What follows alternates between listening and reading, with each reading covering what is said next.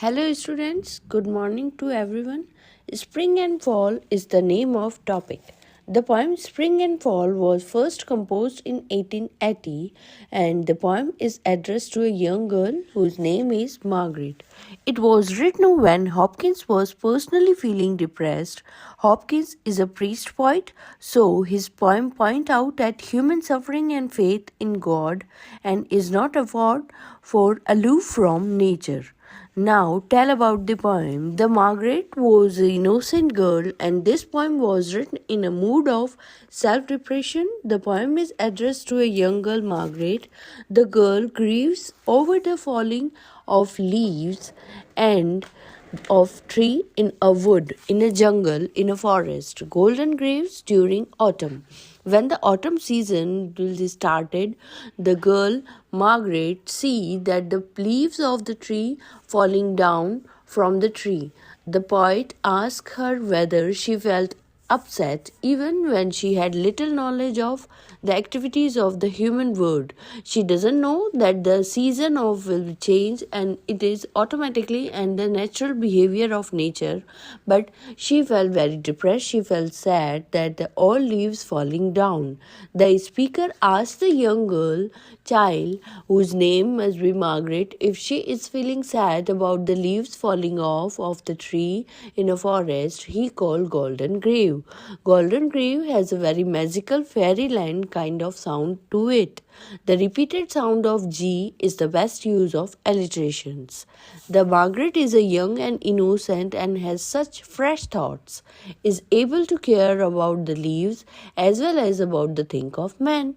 In other words, Margaret cared just as much about small tragedies in nature, like leaves falling off the tree in the autumn season, as she does about the bigger human problems. She doesn't know about the bigger human problems and in the think of man.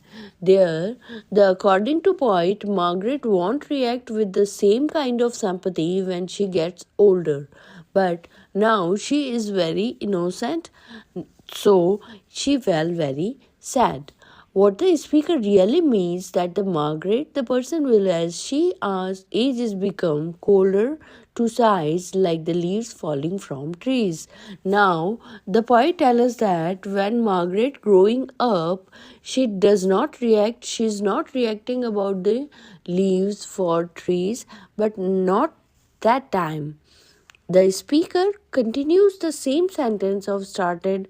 When Margaret is older, she won't react sighs over dead leaves, even a whole heap of them are lying in the lanes. The word whenwood, it just means dead leaves. It repeated W sounds and the word whenwood at the repeated of L sound in the leaf at the lie make another alliteration using by Hopkins. The source of sadness, sorrow, springs are the same whether we are young or old. It doesn't matter what we call them. The S sound is the best another use of alliteration. The speaker also using a metaphor when he describes the source of sadness as spring. The source of sadness are difficult to express either when for a very young girl like Margaret or for other people. In other words, you can't describe it with words, mouth, or when even your thoughts, minds, but your heart knows the reason and your spirit or ghost can guess them. The word MHG are also repeated. Ghost, a reference to Holy Ghost for Christianity. The must at the end of the poem, the speaker expressed that the lines source of sadness and common to everyone. It does not be, it is the impride of blight of sorrow that everyone is born for dying. So, in the end, even thought Margaret thinks that she crying over and dying leaves, she really crying for her own mortality. She mourning herself in a very way. She is sad about her own life, for that one day she also die at like leaves. Thank you so much for listening, Yani Ma'am.